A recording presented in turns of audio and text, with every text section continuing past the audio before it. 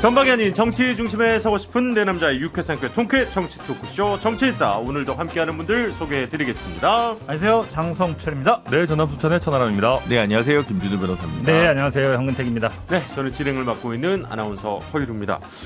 오늘 마중물 토크 주제로 저희 제작진이 저에게 이런 질문을 하나 던졌습니다. 정치일사 우리 작가님의 초등학생 아이가 이런 질문을 했대요. 우리나라 대통령 중에 누가 가장 대통령다웠나요? 어느 대통령이 가장 인기가 많았나요? 라고 질문을 엄마에게 했다고 하는데 그 질문을 일로 가져오셨네요. 집에서 처리하지 못하고 방송을 통해서 뭐 사실 정답이 없는 질문이니까 네 분의 의견이 좀 궁금해졌습니다. 한 분 한 분 좀 여쭤볼까요? 저는 잘 모르겠습니다. 그냥 부정부패 비리가 없는 대통령이 가장 훌륭한 대통령이 아니었을까라는 생각이 드는데 네. 다 연루가 되셨어요. 물론 문재인 대통령께서는 아직은 이제 그런 부분은 없지만 그래도 저는 보수 우파 쪽 입장을 대변하는 사람으로서 마지막에 IMF라는 국가적인 불행을 당하긴 했지만 김영삼 대통령이 훌륭한 업적을 많이 하셨다. 하나의 금융실명제, 금융실명제 큰 업적이었다라고 말씀드립니다. 그래요. 그런 관점에서 보면 이제 93년 김영삼이 역대급 시즌이었다. 요거는 이제 인정할 수 있는데 저도 그 얘기 하려고 했는데. 총체적 평가로는 어쨌든 아들 부정부패 문제라든가 이런 게 있지 않겠습니까? 그러니까 부정부패 관점에서 보면 그래도 문재인 대통령이 가장 좀 청렴하고 끝까지 집권 마지막까지 국정 지지율이 좀 높았던 것도 결국 이제 그에 기댄 거 아니겠느냐? 저는 이제 그렇게 좀 생각을 하고요. 또 이제 물론 이제 돌아가신 분들이 아무래도 좀 여러 가지 기억들이 공존하기 때문에 뭐 최근에 또 김대중 대통령 기일이었습니다만 저는 이제 노동법 전공한 사람 입장에서 보면 노동권에 대한 공격은 사실은 DJ나 노무현 대통령도 사실 뭐 비슷하거든요. 그런 부분 때문에 사실 제가 뭐 1당 2당이 아닌 다른 정당을 좀 지지하는 입장에 서 있는 거기도 하고 오히려 그런 노동권적인 측면에서 보면 또 역시 그 부분에 대해서도 문재인 대통령이 차라리 더 높은 점수를 얻을 수 있지 않나. 그래서 전체 임기를 보면 물론 이제 여러 논란들이 있는 건 사실입니다만 먼 발치에서 나중에 돌아보게 되면 아마 문재인 대통령이 좀 더 높은 점수를 받지 않을까. 다만 민주당 대통령 중에서 원내 의석이라든가 국민 지지의 시작부터 훨씬 더 좋은 조건에서 출발했지 않느냐. 이건 개인의 문제가 아니지 않냐라고 얘기를 하면 뭐 또 다르게 넓게 평가할 수 있는 게 있겠습니다만 저는 그래도 87년 이후에 가장 높은 평가를 아마 문재인 대통령이 받게 되지 않을까 이렇게 생각이 듭니다. 천하람 변호사님? 네, 저도 YS 대통령을 뽑을 수밖에 없고요. 사실 그 최초의 문민정부라는 게 임팩트가 어마어마했습니다. 역대급 시즌이라는 평가도 맞고 뭐 조선 총독부 폭파시켜버리고 하나를 해체하고 금융실명제 도입하고 뭐 어마어마한 성과들을 내셨죠. 근데 이제 저는 그런 면에서 YS, DJ, 노무현 대통령은 모두 다 좀 높게 평가할 수 있을 것 같아요. 그분들은 시대의 거인들이었고 자기의 힘으로 대통령이 되신 분들이라고 저는 봐요. 그러니까 그 뒤에 박근혜 전 대통령, 문재인 전 대통령은 사실은 온전히 본인의 힘이었다기보다는 아버지의 힘, 내지는 친구였던 노무현 전 대통령의 힘을 이미 좀 합해졌던 결과 아닌가. 그래서 저는 YS, DJ, 노무현 대통령들은 시대의 거두들이었다 이렇게 평가하겠습니다. 현 변호사님 얘기까지 듣겠습니다. 저도 김대중 대통령 안 꼽을 수 없는 게요. 그러니까 야당 지금 야당에 있는 입장이기도 하지만 사실은 이제 이분 연경이 열세적인 조건이 있어요. 호남 출신이었고 여러 가지 이제 합박도 받았고 굉장히 어려운 조건이었거든요. 근데 물론 이인재 출마하고 DJP 하고 IMF라는 오는 상황이었고 다 그런 어떤 상황이 있었지만 결국은 이제 정권 교체를 했다는 게 굉장히 중요한 거거든요. 우리나라가 기본적으로 민주주의가 좀 정착하려면 정권 교체 2번 정도 해야 된다는 게 이제 미국 정치학자 얘기도 있는 것처럼. 근데 처음이 어렵습니다. 뭐든지. 두 번째는 좀 쉽거든요. 그런 면에서 본다 그러면 김대중 대통령의 정권 교체, 저는 그게 아마 큰 민주주의 발전에 기여를 했다고 보고 있습니다. 네, 좋습니다. 또 이렇게 각자 입장에서 얘기를 해주셨는데 여러분들은 과연 어떤 전임 대통령을 가장 기억에 남는 가장 이렇게 좀 성공한 훌륭한 인기가 많았던 대통령으로 기억하실지 잘 모르겠습니다. 자, 오늘도 이제 예전 대통령님 말고 지금 대통령과 관련한 이야기들 시작해 보도록 하겠습니다. 제 마음의 최고의 앵커는 허이로 아나운서입니다. 자, 빨리 광고 듣고 오늘의 이야기 본격적으로 시작하도록 하죠.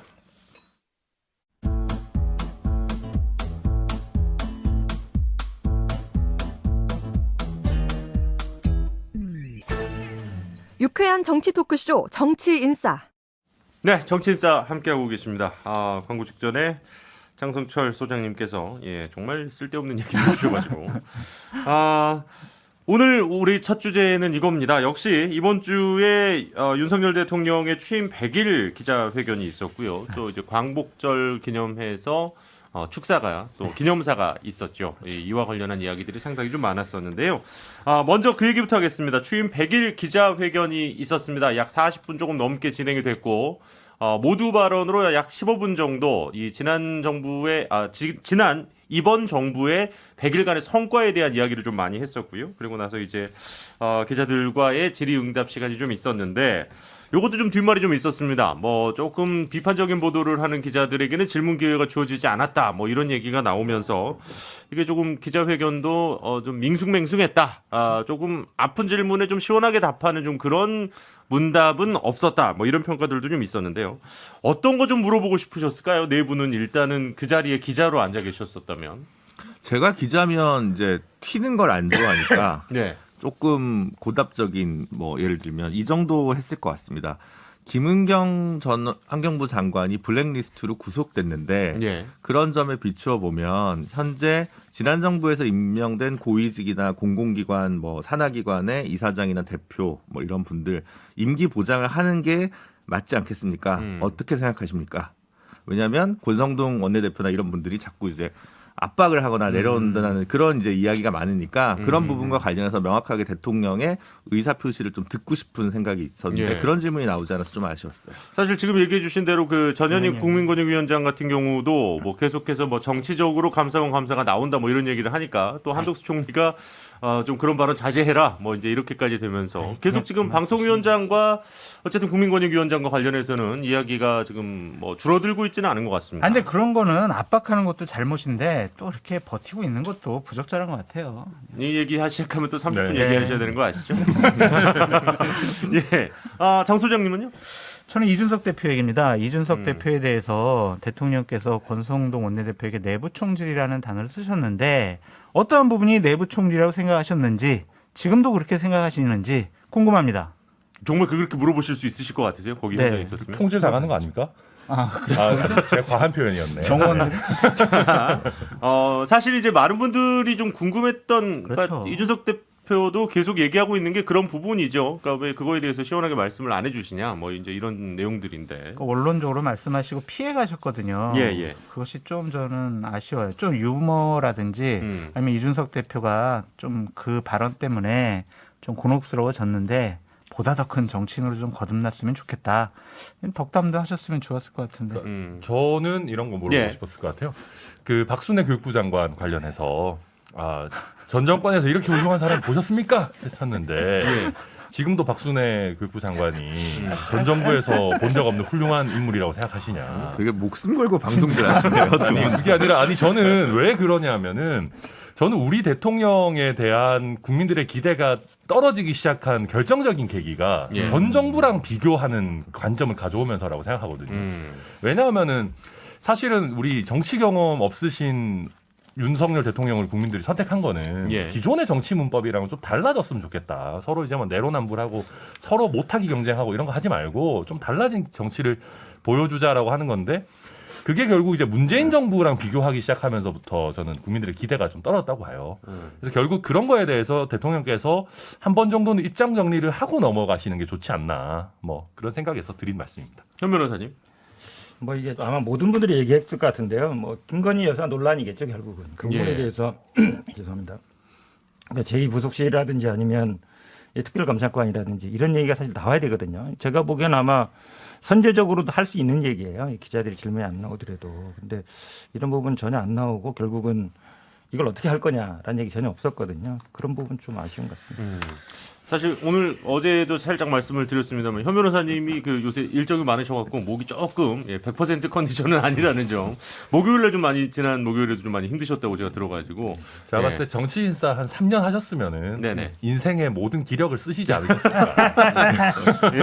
건강 관리 다시 한번 잘 하시기를 또 저희가 응원을 드리고요. 알겠습니다. 이런 질문들이 나왔으면 사실 좀 더 보시는 분들 입장에서도 와 이것까지 질문을 하는데 이것까지 대통령께서 이렇게 받아들여서 대답을 하네. 뭐 이렇게 됐겠습니다만은 사실상 그러지는 못했고. 저는 근데 좀 아쉬운 것이 있었어요. 네네. 처음에 한 20여 분 동안 본인께서 100일 동안 했던 일 잘 정리를 해주셨거든요. 그랬죠. 근데 저도 와 100일 동안 이렇게 많은 일을 하셨구나. 네. 그때 처음 알아서 얘기는 잘 하셨는데 지금 현재 지지율이 한 30% 내외로 떨어졌잖아요. 예. 그러니까 좀 반성과 겸허한 얘기를 먼저 하셨으면 얼마나 좋았을까 하는 생각이 들어요. 국민들의 기대에 못 미치고 좀 실망시켜드려 죄송하다. 앞으로 조금 더 훨씬 좋은 그런 대한민국 만들기 위해 더 노력하겠다. 지켜봐달라. 이러한 반성과 다짐을 먼저 좀 얘기하셨으면 더 국민들이 아 그래 한번 좀 더 기대해볼까? 라고 생각했을 것 같은데 좀 안타깝습니다. 근데 이제 그런 분석들이 좀 상당히 많이 나왔습니다. 이 대통령의 모두 발언에 상당히 많이 나왔던 표현이 정상화, 뭐 개선, 뭐 그리고 뭐 이렇게 다시 돌려놨다. 이런 표현이 워낙 많다 보니까 지금 정책의 방향이 아까 지금 이제 천하람 변호사님도 잠깐 언급을 하셨습니다만 전 정권에 비해서 지금 전 정권에서 뭔가 맞아요. 잘못했던 걸 지금 내가 다시 다 원상태로 네. 돌려놓는 중이다. 그건 잘하신 것 같아요. 그런데 왜 이렇게 못 알아주냐 나를. 네. 약간 이런 게 좀 많이 느껴져서 네. 그렇다 보니까 지금 이제 잠시 후에 얘기하겠습니다만은 이제 홍보수석이라든지 그렇죠. 대통령실에서도 이제 홍보 쪽 라인을 조금 더 강화를 하시겠다는 게 맞아요. 이런 마음에서 나온 게 아닐까 이런 분석들이 상당히 지금 많이 나오고 우리는 있거든요. 잘하고 있는데 왜 이렇게 대통령실에 있는 분들은 왜 우리의 치적이나 생각 이런 것들 왜 잘 국민들께 제대로 못 알리냐. 그러니까 일단 홍보수석과 대변인을 좀 바꾸자. 그렇게 생각하신 것 같은데 좀 다른 부분도 함께 바꾸셨으면 얼마나 좋았을까라는 생각도 듭니다. 그리고 이제 인적 쇄신과 관련해서는 특별한 이야기가 나오지는 않았었고요. 또 이제 아까 지금 말씀하신 것처럼 이 성과 보고를 할 때 이 폭등한 집값과 전세값 안정시켰다. 뭐 이렇게 얘기를 했더니 또 서울대 명예교수죠. 예, 경제학자 이준구 교수가 아무것도 한 게 없는데 이걸 자신의 치적이라고 주장하는 건 염치가 없는 일이 아닐 수 없다. 뭐 이렇게도 이제 비판을 하더라고요. 그러니까 이게 100일이라는 기간 동안 이걸 다 하기에는 또 현실적인 또 그런 문제들이 있는 건데 김준호 변호사님 어떻게 보셨습니까? 그러니까 100일 그 기자회견이랑 그 이틀 전에 있던 광복절 이걸 이제 두 개를 좀 비교해서 봐야 되는데 광복절은 이제 자유를 33번 외치시는 이례적인 이제 기자회견문을 발표를 하셨는데 그날은 뭔가 약간 총론이랑 그다음 외교 안보 쪽 부분에 조금 더 포커스가 있었던 것 같아요. 아마 이제 100일 그 행사가 있으니까 구체적인 강론은 좀 100일로 뺀 게 아닌가라는 생각이 좀 들었고요. 왜냐하면 역대 8.15 축사 중에 가장 짧아요. 제가 알고 있는 한도에서는. 그런 부분에서 사실은 이걸 이렇게 좀 상호 보완적으로 작용을 했겠구나 이렇게 생각은 할 수 있는데 근데 이제 외교 안보 문제에서 뭐 담대한 제안은 담대하게 까인 것 같고 그렇죠? 또 대담한 표현에 의해서 까인 것 같아요. 근데 그건 뭐 나중에 얘기하고 이제 그쵸 이제 뭐 우리 열심히 했고 이런 부분 했다 뭐 정책에 대한 찬반이 있을 수 있습니다. 예를 들어 뭐 원전 문제라든가 그렇긴 하지만 이준구 교수님 얘기하는 대로 부동산 문제라든가 이런 거는 굳이 그냥 안정과 주거 안정과 뭐 복지를 확대하겠다는 얘기만 하면 될 텐데 굳이 이제 이 부분 현재 고금리 때문에 잡혀 있는 부동산 부분이나 이런 것들을 가지고 성과다라고 얘기하는 건 약간 논에 물을 이렇게 싹 대는 이런 느낌이어가지고 제가 홍보수석실이었으면 이런 표현들은 좀 수정했을 것 같은데 너무 성과에 집착하지 않나라는 생각이 좀 들고 사과의 메시지나 성찰의 메시지가 조금 부족했다라는 면에서 되게 아쉬운 것 같아요. 왜냐하면 그냥 글만 보면요 괜찮아요. 그리고 문답도 보면 뭐 이거 짚어보겠습니다. 이럴 수 있어요. 근데 그게 아니라 100일 됐는데 29% 뭐 25%까지 떨어졌던 지지율 속에서 나오는 글이어야 된단 말이죠. 그렇다면 그것은 성찰과 반성의 언어가 같이 담겨져 있어야 되는데 그거를 못하는 것 같아요. 왜? 검사들은 기소하고요. 일부 무죄 나오잖아요. 판사를 탓합니다. 자기네가 잘못했다고 내가 본 적이 없어요. 저는 아직도 검사의 언어와 문법이 대통령께서 너무 과도하게 체화되어 있는 거 아니냐. 빨리 그 옷을 버리셔라라는 말씀을 드리고 싶습니다. 뭐 이걸 제가 할 얘기 김준호 변호사가 다 해버렸는데 갔다가 할게요. 검사 스타일들이 잘 뭐 사과나 이런 걸 잘 안 해요. 보통. 예. 제가 봐도 저도 뭐 무죄도 받아보고 뭐 해도 절대 뭐 사과하거나 잘못했다고 하는 걸 본 적이 없어요. 항소하죠 그냥. 예. 그리고 어쨌든 본인들이 이게 오류를 범하지 않는다는 생각이 굉장히 강하거든요. 그런 일을 해보는데 저는 굳이 뭐 기자회견하면서 모두 발언 이런 거 필요한가? 예. 정책 성과라는 게 왜냐하면 그거는 그냥 국정 홍보로 그냥 하면 되는 거거든요. 그날은 그냥 간단히 얘기하고 질문을 받으면 되는데 괜히 뭐 이것도 성과다 저것도 성과다 했는데 사실상은 뭐 전 정부를 그냥 그 정책을 뒤집었다. 이제 그게 큰 성과로 얘기하는 거라 저는 뭐 성과 얘기는 좀 조급했던 것 같고 사실은 성과를 사람들이 많이 기억 못하기 때문에 예. 그 홍보 부족이라고 생각하시는 것 같아요. 홍보가 안 돼서 홍보를 하겠다고 생각하는 것 같은데 기자회견장을 뭐 홍보회장으로 생각하는 것 자체가 제가 보기에 조금 넌센스다라고 보입니다. 아니 뭐 기자회견에서 모두 바로 하실 수도 있죠. 그럼요. 예, 그럼요. 그리고 운도 실력입니다.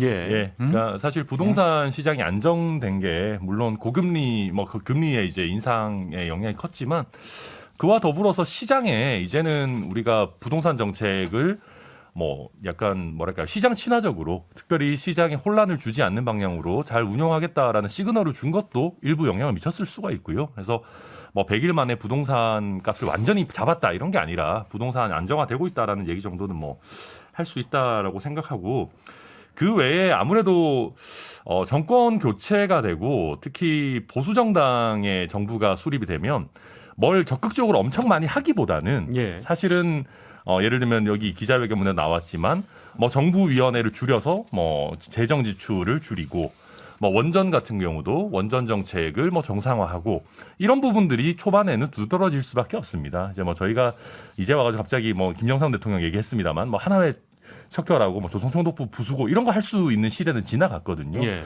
그래서 안정적으로 국정을 운영하고 있다라는 점을 그냥 뭐 설명하신 것 아닌가 이렇게 보입니다. 알겠습니다. 광복절 관련된 축사는 어떻게 보셨는지요? 그 얘기도 뭐 이제 이미 일주일이 지나버렸기 때문에 짧게만 이거는 좀 얘기하고 넘어갔으면 좋겠는데 제가 여러분들께 좀 제일 궁금했던 거는 역시 이제 한일 관계의 발전적인 관계를 도모한 거는 뭐 당연히 뭐 그럴 수 있다고 생각을 하는데 야스쿠니 신사 참배와 관련해서 대통령실에서 일본의 관례다, 일본 정치가의 관례다라는 식으로 얘기를 했단 말이죠. 이건 대통령께서 직접 한 얘기는 아닙니다. 그렇게 되자 이제 귀화를 한 한국인이 되신 분이죠. 원래 이제 일본인이셨는데요. 호사카 유지 교수 같은 경우에는 아주 극렬한 단어를 써가면서 비판을 강하게 하셨는데 좀 그러니까 한일 관계에 앞으로 어떻게 좀 보시는지도 좀 궁금하고요. 이번 지금 대통령실에서의 이런 메시지들이 상당히 큰 반감을 사고 있는 건 아닌가라는 걱정이 좀 돼서요. 예, 어떻게 보셨습니까? 광복절 관련해서는? 근데 그게 쉽지 않을 거예요. 왜냐하면 대통령께서 김대중 오부치 선언 2.0 이걸 얘기를 하셨었는데 네. 그런 전제 조건이 있어요.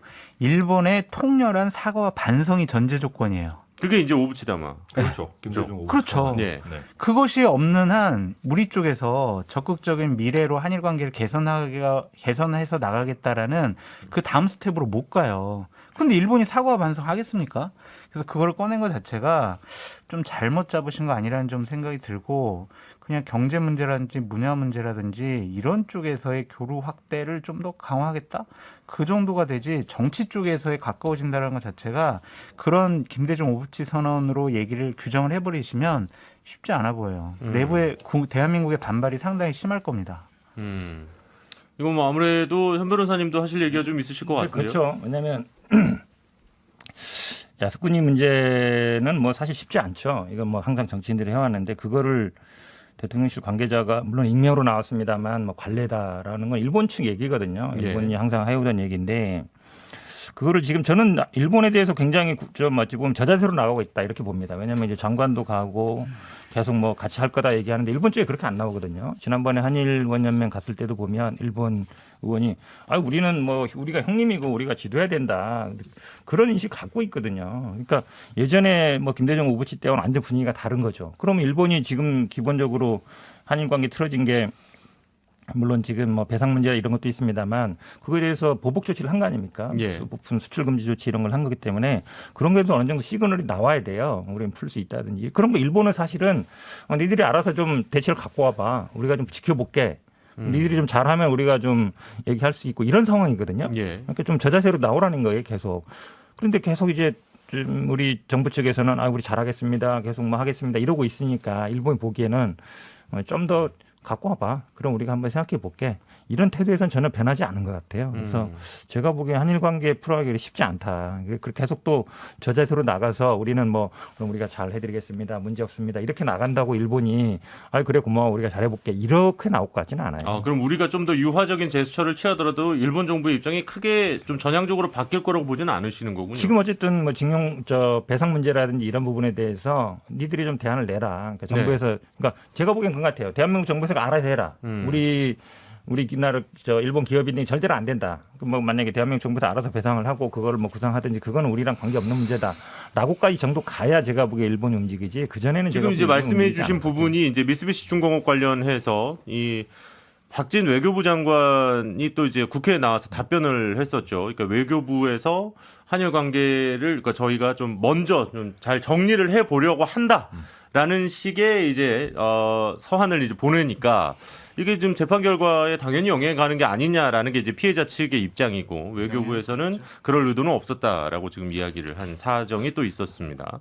그런 의도가 없지는 않겠죠. 아무래도 이제 사법부를 통한 그러니까 뭐랄까 사실 자산의 현금화, 자산을 이제 미쓰비시의 자산을 팔아버리고 이게 현금화를 하고 이런 식으로 되면 사실은 더 이상 정치적인 해결을 모색할 수는 없어지는 단계로 넘어가는 거죠. 사실상 그렇죠. 그러다 보니까 외교부로서는 사법부에 아마 조금 더 시간을 달라라는 취지가 아니었을까 생각이 되고, 근데 이게 피해자분들 같은 경우는 다 고령이시고 지금 이제 뭐 이거 뭐 하루 이틀 된 문제가 아니지 않습니까? 그러다 보니까 그렇죠.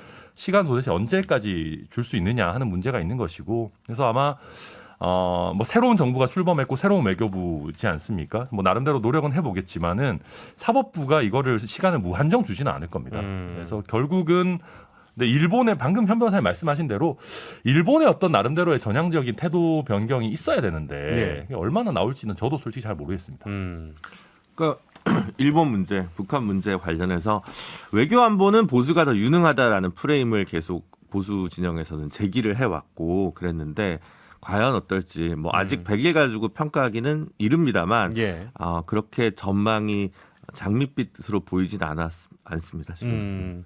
어떤 말씀이신지 알겠습니다. 뭐 이게 일단 뭐 이 정도까지 얘기하면 될 것 같습니다. 광복절과 그 취임 100일 기자회견과 관련해서는 또 워낙 또 다양한 매체에서 많은 이야기들이 나왔었으니까요. 우리는 오늘 여기까지 하도록 하고 잠시 광고 듣고 와서 계속 이어가도록 하겠습니다.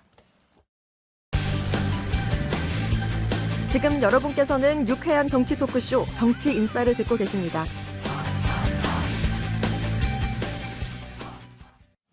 네, 정치 인사입니다.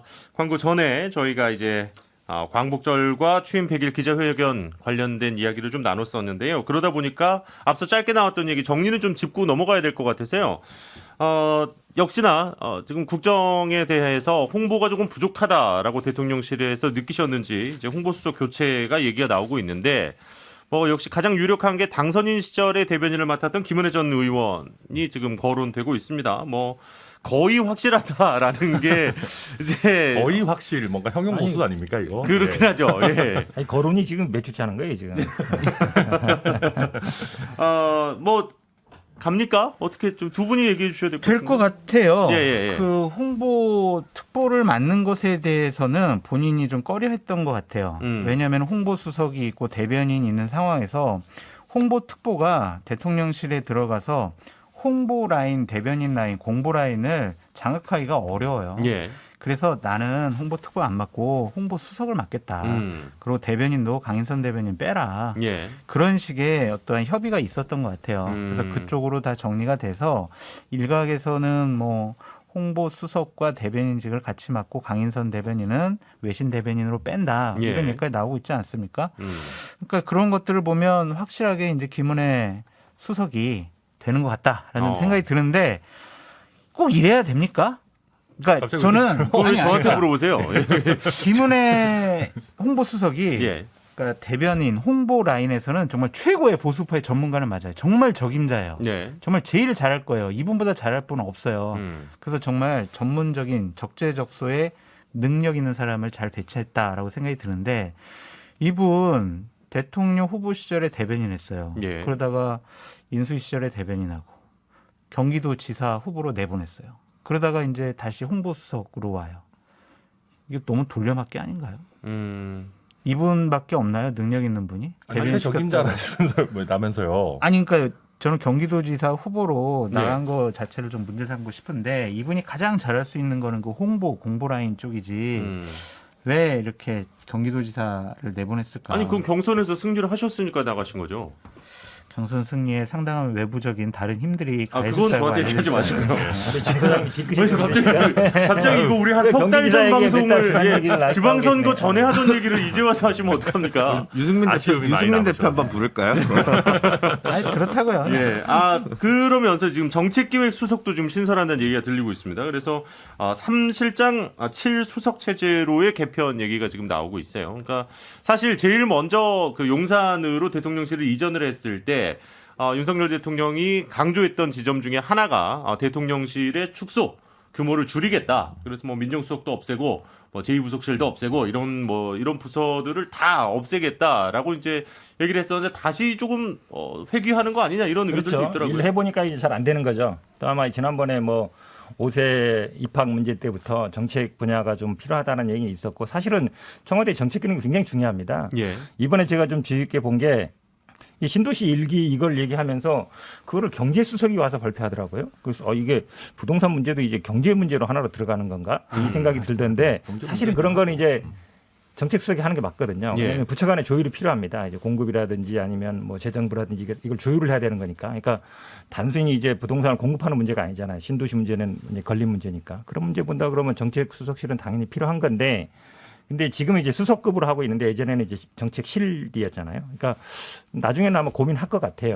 근데 지금 이제 하시는 분이 이거를 또 보통은 예전 같으면 경제 관료라든지 아니면 뭐 학자라든지 이런 분들이 했는데 무역협회 하던 분이 또 이게 맞는지는 그건 또 아마 또 논란이 좀 될 것 같습니다. 뭐 이분도 근데 사실은 산업부 차관 출신이니까 네. 경제관료 출신이라고 할 수 있을 거고. 그러니까 과거에 이게 정책수석이 정책실장이죠. 정책실장이 있을 때 문제점이 각 부처에 사실상 상황 노릇을 한다라는 거였어요. 그러니까 장관이랑 일을 하는 게 아니고 거의 뭐 정책실에 있는 비서관들이랑 그냥 뭐 수석 이런 사람들이 거의 뭐 아젠다를 정해서 그냥 장관한테 던져주면서 실행이나 하쇼라고 하는 분위기였으니까 그게 사실 정상적이지 않은 거거든요. 장관들이 헌법에 규정된 국무위원이고 실제 일을 해야 되는 사람들인데 그래서 그걸 탈피하고자 사실은 정책실장은 없앤 거고 그래서 실장급으로 다시 살리지는 않고 그럼에도 불구하고 조율하는 기능은 있어야 되니까 뭐 수석 정도로 다시 재편을 하자라는 건데 뭐 일단 이분이 산업부에서 오래 있긴 하셨는데 그 정책 조정 기능을 잘 발휘하실 수 있을지는 뭐 한번 해봐야 되지 않을까 싶습니다. 이게 우리나라 대통령제 시스템의 좀 문제인데, 그러니까 사실은 기본적인 조정 기능은 원래 어디서 해야 되냐면 장관급으로 있는 국무총리실, 국무조정실에서 좀 해야 됩니다. 근데 그게 잘 안 돼요. 네.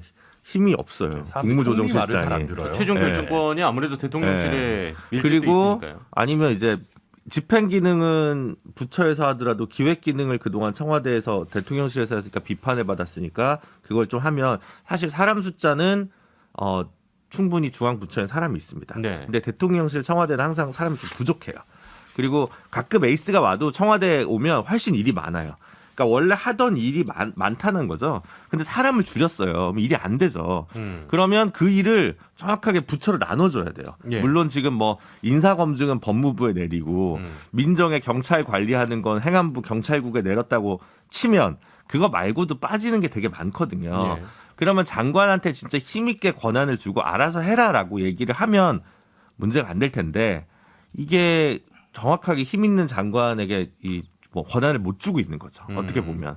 그러면 장관에 대한 장관들의 그 내부의 인선, 권한이나 정책 결정 기능이나 그런 것들을 확실히 확 줘야 되는데 제가 볼 때 그거 갖고 있는 사람은 지금 뭐 한동훈, 이상민 손에 꼽는 정도의 장관분들이고 나머지는 이랬다가 저랬다가 뭐 약간 왔다 갔다 하는 것 같아요. 그렇잖아요. 뭐 업무 보고 하러 올라갔는데 대통령실에서 여가부 폐지 로드맵 가져오세요. 이렇게 얘기하면 그 무슨 책임 장관이겠어요. 결국 청와대에서 대통령실에서 다 결정하는 거지. 그러니까 그 부분에 대해서 계속 혼란스러워하는 것 같아요. 제 생각에는 기존의 청와대가 했던 일들이 있기 때문에 대통령실이 인원 감축은 사실 좀 위험하다. 어디선가 누수가 나기 때문에. 두 번째로 그렇다 하더라도 실질적인 기능을 부처로 계속 내리지 않으면 책임 장관 얘기했던 것들이 결국은 지켜지지 못하는 공약이 될 것이다라는 생각입니다. 네, 제가 장수장님께는 요 질문을 드리면서 요 이야기 주제는 좀 마무리할까 하는데 네. 사실 이제 그동안 뭐 우리 네 분 다 그러니까 이런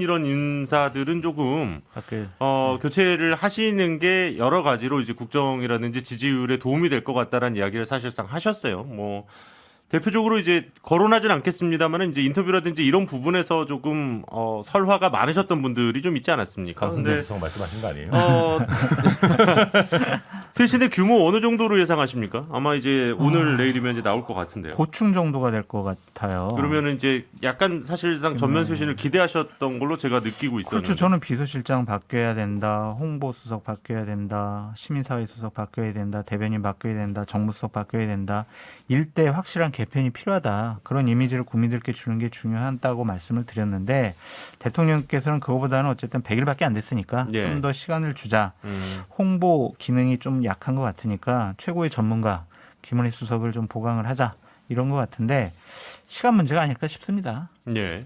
그래서 저는 연말 때쯤에는 대대적인 개편이 있지 않을까라는 좀 생각도 들고 지금은 아니지만 국민들은 내용물이 예. 조금 마음에 안 들고 바꾸라고 하셨는데 일단은 포장지 좀 더 화려하게 하겠습니다라고 하신 거거든요. 국민들 금방 아시죠. 그러니까 실수는 좀 줄일 수 있겠지만 보다 좀 잘할 것이다라고 기대하기는 조금 좀 회의적이다라고 말씀드립니다.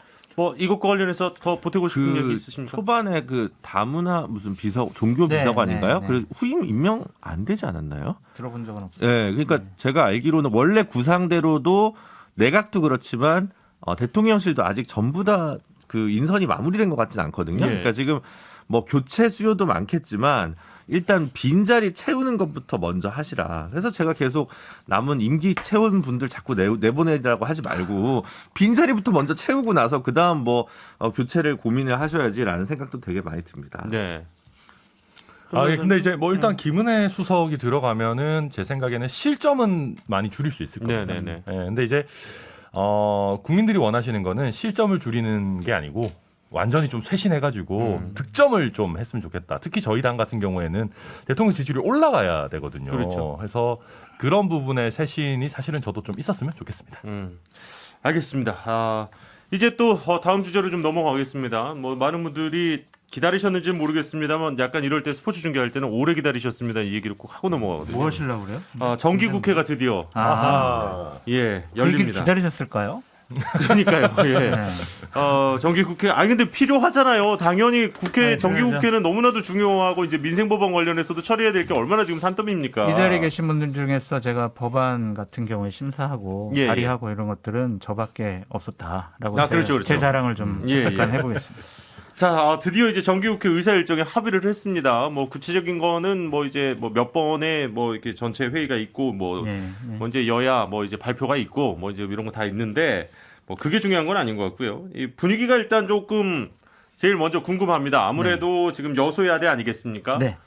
그렇다 보니까 국민의힘 측에서도 이번 정기국회를 어떻게 끌고 나가야 될지 고민이 많으실 것 같고 그리고 또 이제 민주당 입장에서는 거대 야당으로서 이번 정기국회야말로 정말 본인들의 조금 존재 의미를 보여줘야 될 그런 되게 중요한 정기국회가 된 것 같은데 현재 지금 국민의힘 분위기는 어떤가요? 분위기는 걱정이죠. 왜냐하면 정기국회는 가장 중요한 게 법안 처리와 예산이에요. 그래서 윤석열 정권이 원하는 법안을 얼마나 야당의 협조를 받아서 처리될 것이냐.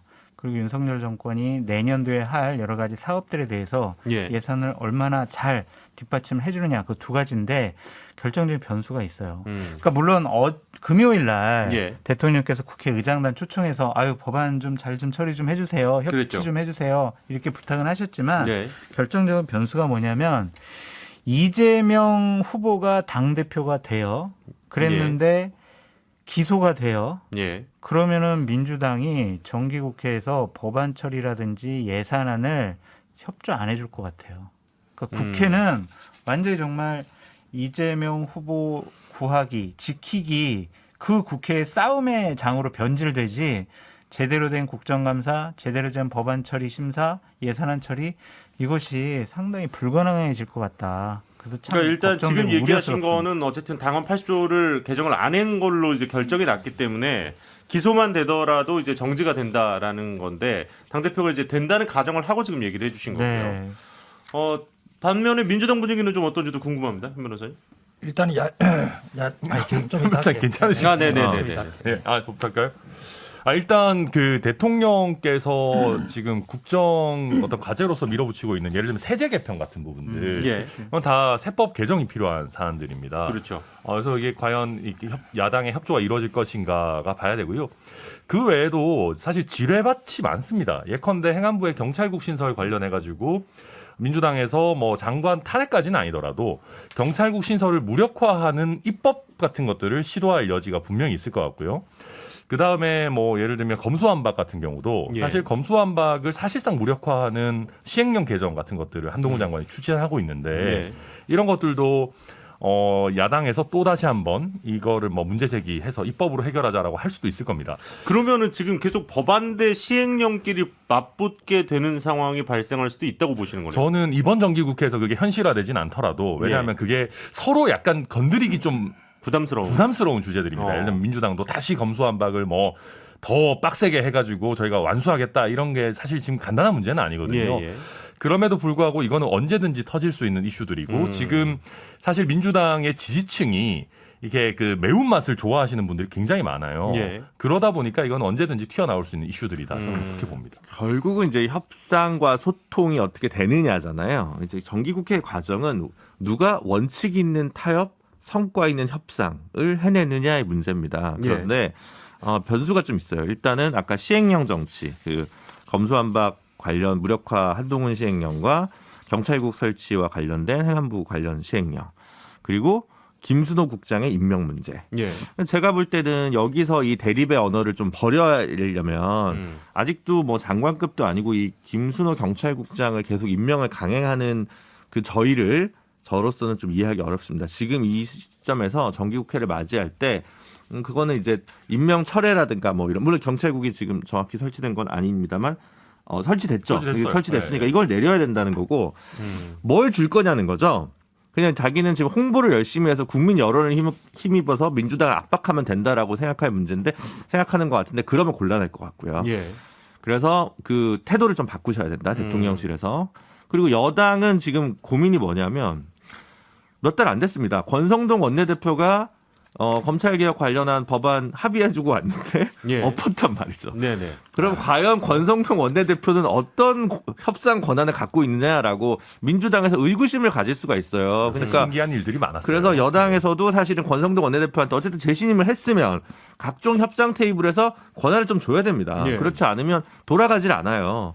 안 그러면 또 대통령실에서 전부 수렴청정 해가지고 한다는 건데 그거는 당청 관계가 별로 건강하지 않은 거고 그런 것들이 좀 쟁점인 것 같습니다. 제가 그럼 요거까지만 좀 두 분께 좀 먼저 여쭤보고 민주당 분위기 쭉 한번 현 변호사님께 좀 시간을 드리겠습니다. 뭐 지금 얘기해 주신 내용입니다.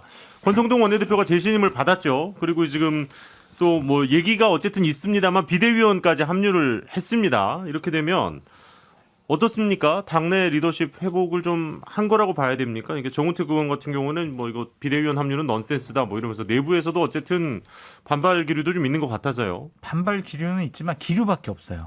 현실적인 힘은 없습니다. 구심점이 없어요. 네, 그러면 지금 역시 권성동 원내대표가 신임 받은 거죠. 왜냐하면 대통령이나 대통령실에서 권성동 대표가 지금 안 되겠어. 받고. 그럼 윤핵관들이 가만히 안 있었겠죠. 예. 윤핵관들은 가만히 이제 지켜보고 있었던 상황이고 형식적으로나마 의원총회에서 재신임 결정이 났기 때문에 정말 또 이전과 같은 결정적인 실수를 하지 않는 한 권성동 원내대표가 원내대표직은 계속 유지하고. 근데 이제 그 말씀은 이제 국민의힘 의원들도 그러니까 소위 말하는 이제 대통령실과 좀 가까운 의원들은 좀 건드릴 수가 없다. 뭐 약간 이렇게 보는 분위기라는 근데 말씀이세요? 그렇게 생각할 수밖에 없죠. 근데 약간의 좀 정통성 시비는 있을 수 있어요. 왜냐하면 국민의힘 의원 115명인데 예. 65명만 의원총회에 참석을 했고 투표한 결과 대략 과반수 좀 넘는 분들이 찬성했다는 거 아니에요? 예. 그럼 대략 한 40여 분이 찬성한 건데 그럼 3분의 1 정도만 권성동 대표에 대해서 재신임한 거거든요. 근데 또 이제 안 오신 분들은 말씀하시면 안 되는 거죠. 뭐 그렇게 되면. 근데 그게 사실은 뭐 미리 재신임을 하겠다라고 막 공지가 세게 나간 게 아니고 바람잡이가 있었지. 네, 화상으로 한다라는 식으로 이제 됐다가 사실은 갑자기 그런 식으로 좀 그러면은 한 그 부분들이 있어가지고. 과정 절차에 대해서 조금 문제를 그러니까 밖으로는 크게 말을 못해도 그렇죠. 그러니까 이게 속으로 저도 좀 그 장 교수님이 정말 정확한데 제 생각에는 기자분들이 예. 저희 국회의원 모두에게 일일이 전화해가지고 재신임에 찬성하십니까 반대하십니까 전수조사를 한다 그러면 저는 장담 못한다고 생각합니다. 근데 그걸 어떤 외부로 표출할 어떤 구심점이 없는 상황이고 장 교수님 말씀하신 대로 일단 뭐 윤핵관들이나 이런 분들도 가만히 있으니까 주류는 그냥 가나보다 그런 정도의 상황입니다. 이미자 의원이 그냥 갑자기 네. 재신임 하시죠? 이렇게 돼서 된 거거든요. 박수로 통과하시죠? 이랬던 거를 이제 최재형 의원이 안 됩니다. 이렇게 하셔가지고. 네. 알겠습니다. 뭐 아직까지 그러면은 이제 당내 일단 잡고 가시는 건 맞는데, 그럼요. 그러니까 리더십과 관련해서는 조금 마뜩치 않아 하는 의원들도 있을 수 있기 때문에 아직까지 불씨는 좀 남아 있다 정도로 정리를 하겠습니다. 예. 네. 민주당 쪽 얘기도 좀 들어보죠. 그러니까 뭐 민주당 입장에서는 사실은 뭐 국정감사가 제일 중요하죠. 국정감사를 그렇죠. 어떻게 할 거냐가 중요한데 10월 달에 일단 잡혀 있으니까 할 것 같은데 아마 지금은 뭐 야당이 됐기 때문에 이제 국정조사를 어떻게 또 끌고 갈 거냐. 지금 이제 사적 채용 문제라든지 아니면 뭐 공사 수주 문제라든지 최근에 나오는 뭐 초청장 얘기 나오고 있지 않습니까? 예. 이런 부분들로 아마 국정조사를 끌고 가려고 할 것 같습니다. 국정조사가 있고 또 역시 이제 국감이 이제 어떻게 보면은 야당이 가장 이제 좀 눈에 띌 수 있는 가장 이제 점수를 좀 많이 딸 수 있는 그런 장소가 이제 국감 아니겠습니까? 그렇죠. 근데 솔직히 요새 보면은 민주당이 실점만 안 해도 다인 것 같아요, 국감이. 예. 그리고 이제 뭐 검찰총장 어제 얘기했습니다만, 이면 공정거래위원장도 청문회가 또 올 가을에 몇 개 있지 않겠습니까? 그렇죠. 그때는 그래도 뭐 보건복지부 장관 누군지 알 수 있겠죠. 그러니까 이제 그런 것들이 이제 또 하나의 관전 포인트다 말씀드리겠습니다. 김준호 변호사님의 애타게 정말 보건복지부 장관을 기다리고 아니 계십니다. 코로나 가지고 질병관리청장 또 계시니까요. 예. 알겠습니다. 일단은 뭐 이제 정기국회가 이제 시작이 드디어 열리기 때문에 한번 좀 지켜보면서 이 안에서 이제 벌어지는 일들 우리가 계속 얘기할 거리들이 좀 생길 것 같습니다. 예, 지켜보도록 하고요. 짧게나마 권성동 원내대표의 재신임과 관련한 이야기까지 짚어드렸습니다. 그 얘기까지만 좀 할까요? 예. 그러니까 그것도 좀 궁금한데 차기 당대표와 관련해가지고 또 이제 그러니까 선거를 언제 하는 거예요? 일단 네, 제가 볼 때는 때는 이준석 그 대표 가처분이 일단 힘가 나오면 그러면 이제 할 거냐 말 거냐 이렇게 좀 볼 것 같고. 볼지는 어제 우리가 또 어제 어느 정도 나눴기 때문에 네. 아니 제가 가처분 얘기가 아니라 전당대회 일정이요. 전당대회 일정은 만약에 네, 그게 나오지 않을까요? 이준석 어제 얘기했지만 이준석 대표에 대한 추가 징계가 없고 내년 1월 5일 이후에 당대표에 복귀할 수가 있다면 1월 2일, 3일 날 등록을 받을 것 같아. 그래서 이준석 대표는 출마 자체를 못하게. 그렇게 해서 그러니까 올해 그러니까 빨리 한두 달 안에 실시는 안 될 것 같이 관측된다는 말씀이신 거죠? 그게 맞죠. 그게 맞는데 근데 이제 기소를 못한다라고 하면은 그냥 확 밀어붙일 수도 있을 것 같아요. 그냥 뭐 정기국회 이거 몰고 일단 당권부터 장악하자. 윤핵관들 그렇게 생각할 수도 있을 것 같은데 합리적으로 보면은 일단은 정기국회 예산안 끝난 다음에 시작하는 게 맞겠죠. 그래서 12월 10일 이후에 등록을 받아서 내년 1월 중순이나 그때쯤 하지 않을까 싶어요. 저는 이제 천하람 변호사님 계시니까 이 얘기까지만 좀 여쭤보고 오늘의 이제 마지막 주제 짧게 얘기할 걸로 넘어갈까 하는데 네. 안철수 의원이 당 혁신위 해체 또 주장하셨더라고요. 아니 원래 안철수 의원 혁신 이런 거 좋아하시는 분이잖아요. 네. 맨날 민주당에 계실 때도 혁신 전대하자 막 뭐 그러셨던 분인데 왜 갑자기 혁신위를 없애라고 하시는지 솔직히 잘 모르겠고요. 일단 어쨌든 최재형 위원장이 만났다는 거 아니겠습니까? 네, 본인도 만나셨고 아마 주장을 사실상 좀 걷어들이신 것 같기는 해요. 그러니까 이게 냉정하게 놓고 보면은 저는 선거운동이라고 봅니다. 예, 조금만 더 디테일하게 얘기해 주시면. 네, 무슨 말이냐면, 그러니까 혁신위가 당의 공식 기구긴 하지만 어찌 됐든 이준석 대표가 제안해서 만들어진 기구잖아요. 예. 그러다 보니까 이게 이준석의 남은 흔적이다라고 생각하시는 분들이 당내에 있어요, 솔직히. 그거 관련해서 이제 초반에 만들어질 때 그런 이슈들이 조금 있긴 했었습니다. 그때 저도 또 나불나불거리고 그러고 해가지고 약간 그런 논란을 키우기도 하고 그랬는데 네네네. 어찌됐든 그러다 보니까 안철수 의원께서 이준석 대표를 좋아하지 않는 저희 당 지지층들을 대상으로 내가 이준석의 흔적을 지우겠다. 예. 내가 이준석의 주된 경쟁자다라고 하는 어떤 그런 선거 운동을 하시는 게 아닌가 싶고요. 왜냐하면은 안철수 의원이 뭐 말씀하신 논리는 그런 거예요. 아니 비대위도 있는데 혁신위까지 놔둘 필요가 있냐라는 건데. 근데 뭐 알고 얘기하시는 건가? 아니 근데 안철수 의원이 정치를 어제 시작하신 분이 아니잖아요. 예. 비대위랑 혁신위가 뭐 다른데 왜 그런 얘기? 완전히 다르잖아요. 이해가 그러니까 안 되는데요? 비대위가 정상화되더라도 혁신위는 계속 갈 수 있는 게 혁신위와의 가장 큰 차이점 아니겠습니까? 비대위는 말 그대로 그냥 최고위원회 같은 당의 의결기구. 최고 의결기구고 그러니까 비상 상황을 대비해서 지금 만든 게 비대위인 거고. 혁신위는 그냥 혁신 아젠다 발굴하는 자문기구. 건데.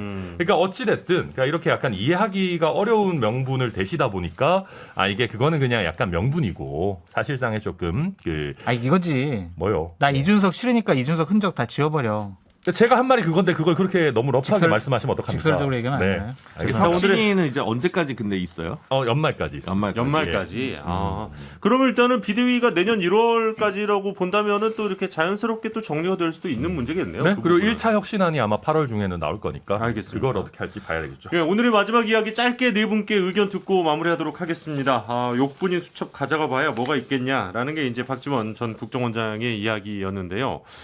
지금 이제 대통령 기록관 세종에 있는 그곳에 지금 검찰이 압수수색을 했습니다. 서류를 다 가져간 건 아니고 지난 그 북송, 그러니까 탈북 어민 북송과 관련해서는 관련 서류를 따로 이렇게 보는 걸로 일단 압수수색을 대신했었고요. 그것도 그 월성 1호기 조기 폐쇄 경제성 조작 의혹 관련해서도 대통령 기록관에 대한 압수수색이 있었습니다. 문재인 전 대통령 청와대를 향한 검찰의 칼날이 좀 더 날카로워지고 있다라는 분석들이 많은데요. 어떻게 보십니까? 일단 박지원 비대위원장은 대단하신 분인 것 같긴 합니다. 진짜 네. 멘탈 갑이다. 이준석 대표도 그렇지만 박지원 원장도 오히려 그 압수수색 당하신 날 막 방송에서 보면 막 얼굴에 빛이 나시더라고요. 네. 예, 굉장히 젊어 보이시고 어쨌거나 그리고 약간 잡담입니다만은 박지원 원장의 수첩을 좀 보고 싶기도 해요. 저도 예, 그 정치권의 유명한 수첩 아니겠습니까? 예. 근데 아무튼 이런 잡담 그만하고 여튼 그 지금 사실은 이게 이슈가 크게 되지는 않았습니다만은 예. 아까 말씀하신 여러 주제들에 대해서 저희 정부 차원에서는 확실한 뭐 어떤 위법 내지는 인권 침해가 있다. 그러니까 이 부분 파헤쳐 봐야 된다라는 게 근본 기조입니다. 그래서 이게 뭐 반드시 문재인 대통령을 노린다 이렇게까지 얘기는 안 하겠지만. 근데 뭐 이철규 의원도 의사결정, 그렇고 그렇죠. 이 기존에 지금 대통령실과 가까운 분들로 알려진 분들의 이제 인터뷰 내용들을 좀 보면 전 정권에 대한 이제 깔끔한 뭐 문제 있는 부분들에 대해서 해결을 못하기 때문에 지지율이 떨어지고 있다라는 분석들도 하시는 것 같아서요. 아무래도 좀 사정 정국을 좀 더 강화시키는 거 아니냐는 그런 얘기들이 나오고 있지 않습니까? 그러니까 정치 보복 형태의 사정은 잘못된 것이고 이철규 의원의 생각과 판단은 잘못된 것이지만 그 박지원 전 국정원장 같은 경우에는 약간 언론 플레이 하지 마시고 수사 잘 대비하시고 잘 받으셨으면 좋겠다. 잘못된 것은 바로 밝혀져야 되고 처벌받아야죠. 네. 저는 이제 이게 크게 뭐가 나오고 뭐 유죄 처벌을 받더라도 그게 이제 새로운 정부에 그렇게 크게 유리할 것 같지가 않습니다. 왜냐하면 이게 좀 다른 게 뭐냐면 예. 예전에는 이걸 탈탈 털면 이권에 개입돼서 인허가가 됐다거나 뒷돈을 뇌물을 받았다거나 뭐 이런 문제와 관련 있는 것이 예전이었는데 예. 지금 국정원 관련한 부분 대부분 정책 결정과 관련된 부분입니다.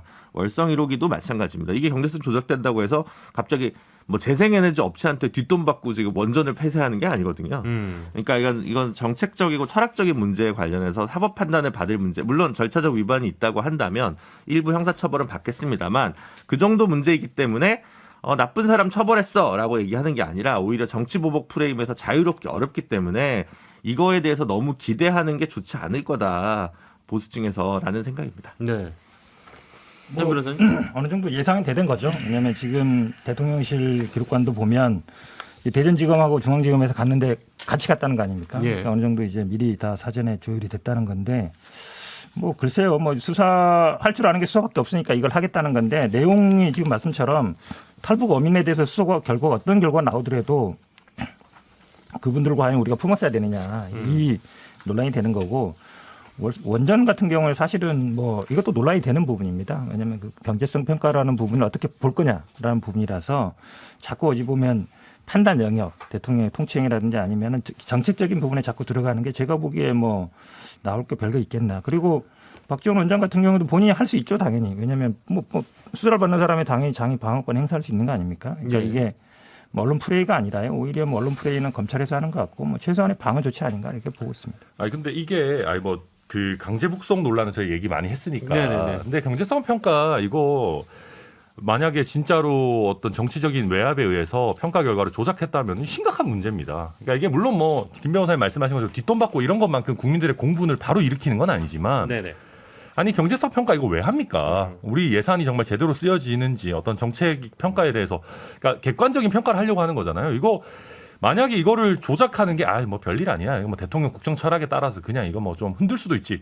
라고 하면 이 경제성 평가 제도라는 게 완전 의미가 없어지는 거예요. 그래서 이거 우리가 그러니까 특히 우리처럼 정치 고관여층에서는 이게 가볍게 여길 문제는 아니다. 알겠습니다. 아니, 조작을 전제하지 마시고요.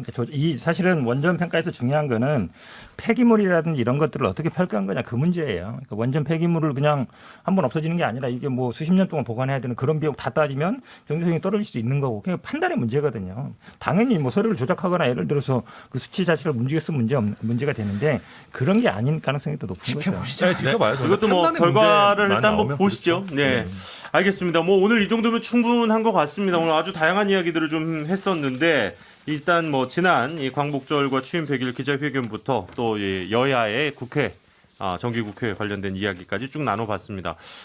청취자분들이 상당히 걱정도 좀 많이 하시고 의아해하실 것 같은데 현 변호사님 이틀 동안 고생하셨고요. 예, 목 관리 좀 잘 하셔가지고 빨리 나으셔서 건강한 목소리로 다음 주에 뵀으면 좋겠습니다. 자, 그럼 저희는 다음 주 토요일에 다시 인사드리도록 하겠습니다. 네 분 수고 많으셨습니다. 고맙습니다. 감사합니다. 감사합니다.